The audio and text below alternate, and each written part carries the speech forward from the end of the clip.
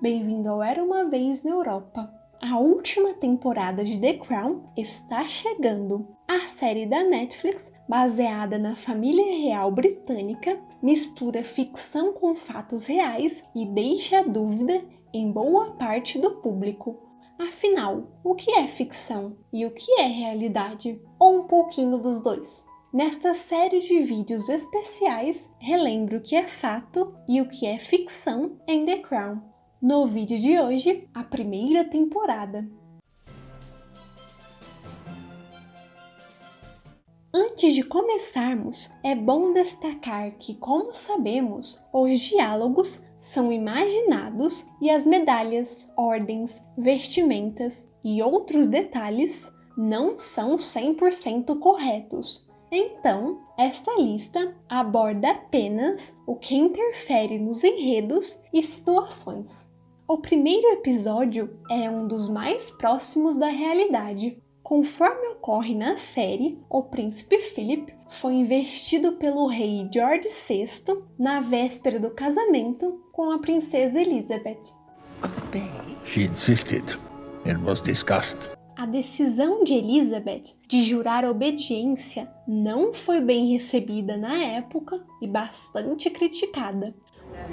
Dressed as a nun. Diferente de The Crown, a princesa Alice, mãe do Duque de Edimburgo, não estava vestida de freira, ela só passou a usar o hábito em 1948, um ano depois.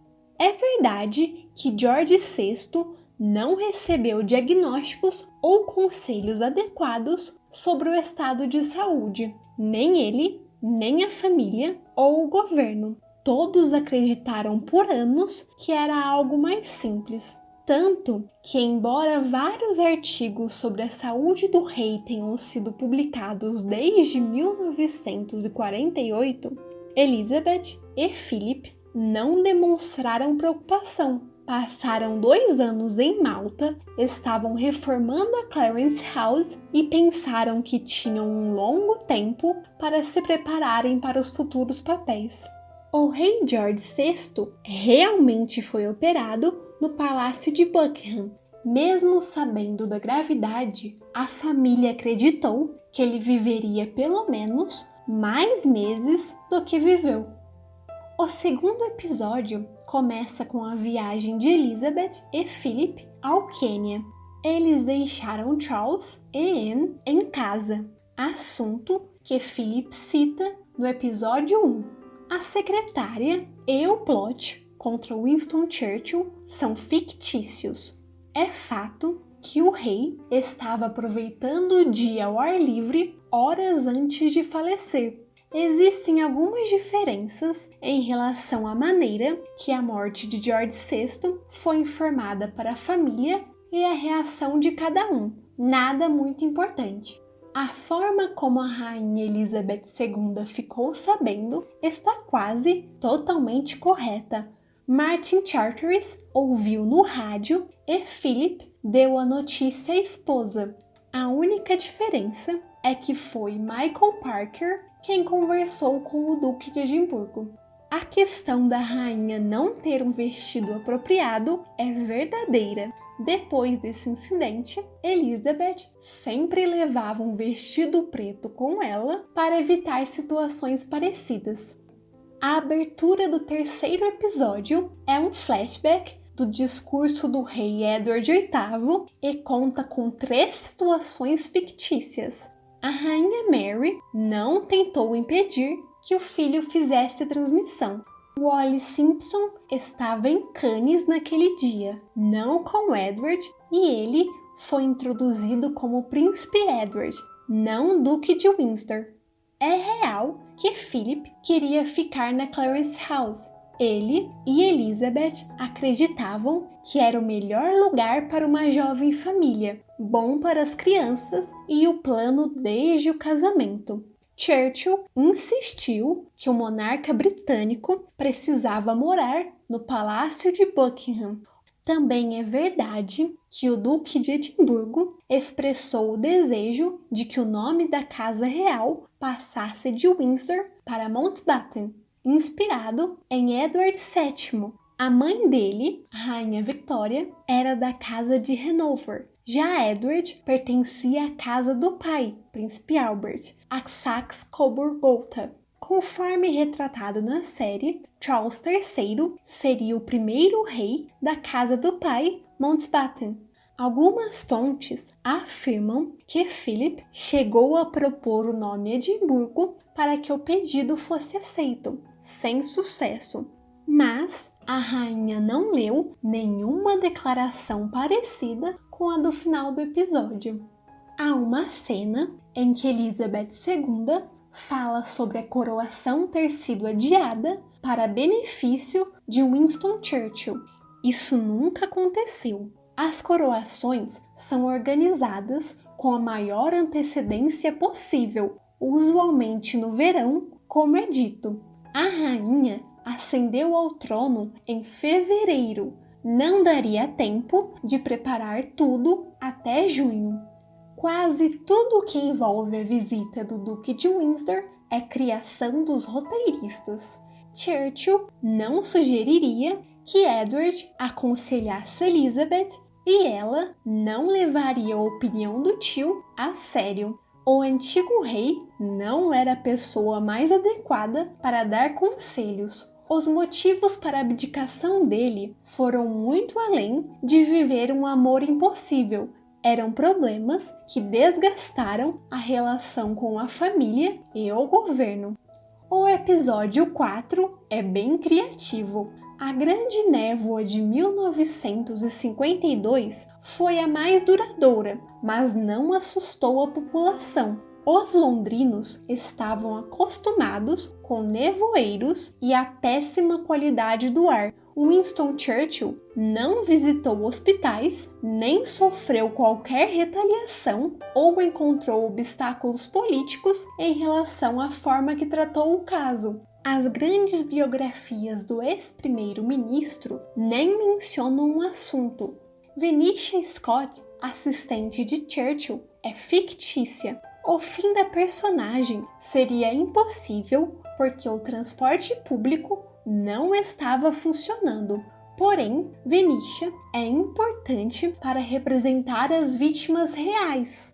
Embora não tenha sido considerado devastador na época, estima-se que o nevoeiro tenha causado a perda de 6 a 12 mil vidas devido a doenças respiratórias e outras consequências nos meses e anos seguintes. A névoa desencadeou mudanças significativas na legislação ambiental, resultando nas leis do ar limpo de 1956 e 1968. As cenas envolvendo a família real, a exemplo da visita de Elizabeth II, a avó, Rainha Mary, são somente repertórios para desenvolver o enredo. A primeira cena do 5º episódio é uma metáfora, mas a coroa de St. Edward é genuinamente pesada e difícil de usar. Você pode assistir ao vídeo especial sobre a coroação da Rainha Elizabeth II clicando no card ou no link na descrição. É fato que o príncipe Philip foi presidente da comissão de coroação e insistiu que fosse transmitida ao vivo pela televisão. Ainda assim, muitas sugestões e ideias modernas do príncipe não foram levadas em consideração. O Duque de Windsor não estava na França antes de ir para a Inglaterra visitar a mãe. Ele e a princesa Mary viajaram de Nova York. O pedido para que Edward não comparecesse à coroação da sobrinha aconteceu por carta, não em uma discussão cara a cara. Mas é real que o Duque assistiu pela TV, em Paris, com amigos. O Duque de Edimburgo foi a primeira pessoa a prestar homenagem à rainha recém-coroada, ajoelhando diante dela para jurar lealdade. Era algo previsível, não barganha como na série. Philip sempre soube que era esperado e não foi relutante. O foco do episódio 6 é o relacionamento da princesa Margaret e Peter Townsend. Na vida real, Peter conheceu a princesa quando ela tinha 14 anos. O namoro começou 8 anos depois. O público descobriu o romance no dia da coroação de Elizabeth II, em 1953, graças a uma pequena demonstração de afeto. Os detalhes variam de acordo com o escritor, jornalista ou a versão usada. Por mais que os diálogos e cenários sejam fictícios, pode ser que The Crown tenha retratado de forma geral, da maneira correta, se a fonte escolhida for a mais próxima da realidade. É impossível saber com certeza. É fato que Thomas Lassell enviou Peter para trabalhar em Bruxelas por 2 anos, na esperança de que o amor esfriasse e a imprensa parasse de dar atenção. Boa parte do episódio 7 é simbólica. Elizabeth II foi educada em casa, não da forma comum ou adequada. No entanto, ela nunca teve um tutor quando adulta. O professor Rod é a ferramenta usada para mostrar que a rainha está mais atenta e confiante. E, a exemplo do nome do capítulo, saber é poder. Assim, ela consegue obter informações preciosas sobre Winston Churchill. Ao contrário do representado, a aposentadoria de Thomas Lassell não levantou discussões. Michael Adin era o sucessor natural e Martin Charteris esperou a vez dele. A confusão aconteceu anos depois, em 1972, quando Adin ia se aposentar. Charteris era o sucessor e Lord Cobalt tentou passar na frente. Elizabeth interferiu e disse que Martin seria o secretário. O episódio 8 é baseado nas irmãs Elizabeth e Margaret. Logo no início, a estátua de George VI é revelada. A data está um pouco errada. A inauguração foi em 1955 e a linha temporal ainda estava em 1953. Talvez seja proposital, um avanço no tempo para ajudar a narrativa. A Commonwealth Tour foi tão grande quanto projetado. As cenas das provas de roupas foi uma boa maneira de dar dimensão a quem assiste. Mas o Reino Unido não foi comandado pela princesa Margaret, e sim pela rainha-mãe. Ela teve reuniões semanais com o primeiro-ministro, cuidou de Charles e Anne e estava em Londres, não na Escócia. Margaret cumpriu a agenda de compromissos e ajudou a mãe, nada que indicasse que estava no lugar da irmã. Ela não foi aconselhada por Martin Charteris, já que ele estava viajando com Elizabeth e Philip. Um dos momentos mais polêmicos da temporada é verdadeiro. Uma equipe de filmagem australiana gravou acidentalmente o príncipe Philip na varanda, seguido por uma raquete de tênis jogada nele. A rainha saiu e gritou para ele voltar. Ela agarrou o marido e o arrastou de volta para dentro. Nunca saberemos o motivo da briga, mas a cena criada é excelente. Elizabeth não foi conversar pessoalmente com os jornalistas. Um secretário falou com eles, mas a rainha deu uma entrevista sobre a visita em agradecimento.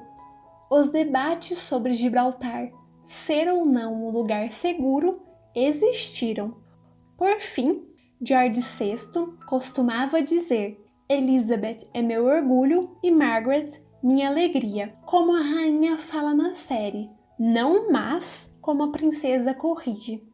No penúltimo episódio, é sugerido que Lord Porchester era quem muitos esperavam que se casasse com Elizabeth, insinuando que talvez a rainha fosse mais feliz ao lado dele. A exemplo do que o próprio Porte afirma na abertura, Elizabeth só tinha olhos para Philip e não houve ninguém além dele, é um consenso entre os historiadores. É certo que Philip não era considerado a escolha ideal, porém, nada que colocasse alguma dúvida na cabeça da então princesa Elizabeth. Elizabeth II e Lord Porchester eram realmente amigos e trabalhavam juntos. Se conheciam desde cedo por estarem nos mesmos círculos sociais e compartilhavam vários interesses, principalmente cavalos e vida no campo. Porty se casou com Jean Wallop em 1956 e eles tiveram 3 filhos. A rainha era a madrinha de um deles, George, e bastante amiga de Jean. A série acerta o quanto eles eram próximos, mas os ciúmes exagerados do Duque de Edimburgo e as discussões são rumores de tabloides. As cenas que envolvem o quadro do primeiro-ministro Winston Churchill são muito bem retratadas. De acordo com Lady Churchill, Winston detestou a obra e se viu como um monstro. Anos depois, foi revelado que ela destruiu a pintura.